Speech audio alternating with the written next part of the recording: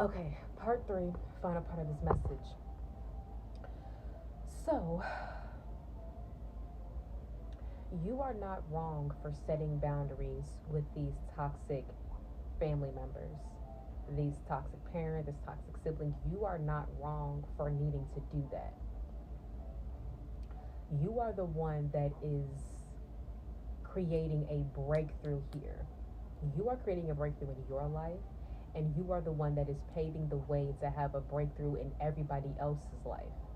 Because this main abuser has had like everybody wrapped around their finger, and everybody has been living their life according to pleasing this abuser so that this abuser doesn't abuse them. But you have been like the scapegoat of this abuser. You have been the one where this abuser has done a lot, and I mean a lot, to you. Like, the severity of how much this abuser has abused you is ridiculous. It's just relentless how much this abuser has put you through.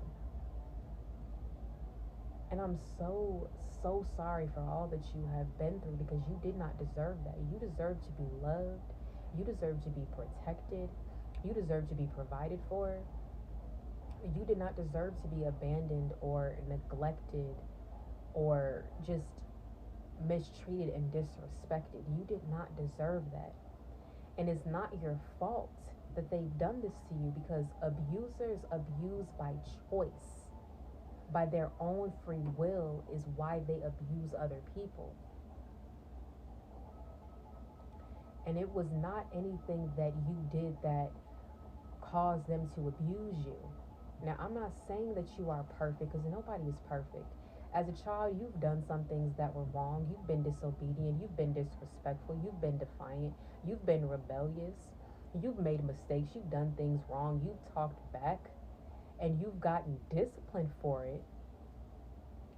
But we're not talking about you doing something that required you to be disciplined. We're talking about how you just existing, living your life, being unapologetic, and them just abusing you just out of nowhere for no reason. Because a lot of times what has happened is you could have just been sitting there minding your own business, and then this abuser comes out of nowhere and just starts fucking with you. And it's like this abuser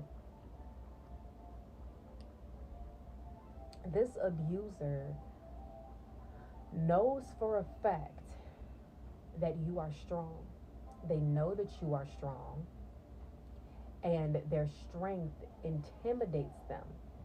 So, what they want to do is they want to break you down so that you don't feel as strong as you are, so that you don't feel as empowered as you are. They wanted this abuser, they wanted to disempower you, take away your power so that you don't feel empowered, so that you don't feel strong.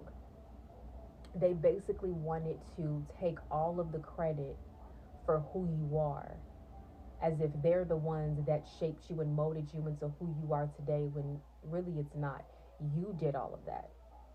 You took all that pain and you alchemized that pain into power, into strength, into wisdom, and you've transformed yourself into an entirely and totally new person, despite all that you have been through.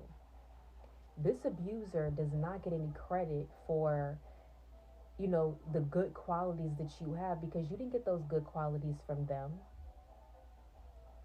And the only thing that they have the credit for is how abusive they were to you. The pain, that's the only thing they get the credit for. They only get the credit for the pain that they've caused you, because they are the ones that inflicted that pain upon you. They don't get the credit. Your abuser, they don't get the credit for your power. Excuse me.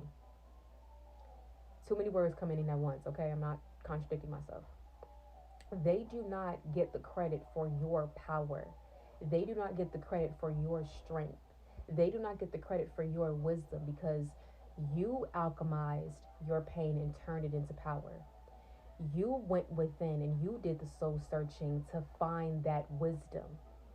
You are the one that was resilient and you pushed through all of that pain to give you the strength that you have today. You get the credit because you put in the work. And with the help of God, you did that, not them. And because you are so strong and because you hold so much power, this abuser did everything in their power to take away yours. And this abuser did this to several people throughout their life. Especially this family member that your abuser has also abused. This family member is like terrified of your abuser. They're afraid to stand up to them. So they would rather be a flying monkey and defend the abuser against anybody that challenges the abuser, because they would rather stand with the abuser than stand against them. Ooh.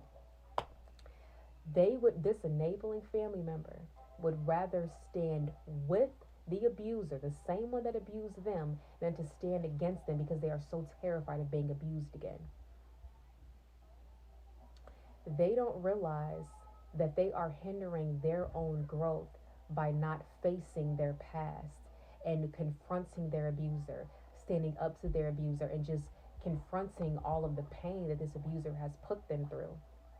So, because you are putting in the work, you are doing the internal work on yourself, and you are transforming, and you are evolving, and you have such a strong head on your shoulders, and you have a maturity that is well beyond your years. This family member, this relative, they see that and they feel inadequate because they have not put in the same amount of work that you have. And they feel like if they would put in the same amount of work, they could have that strength and that power too.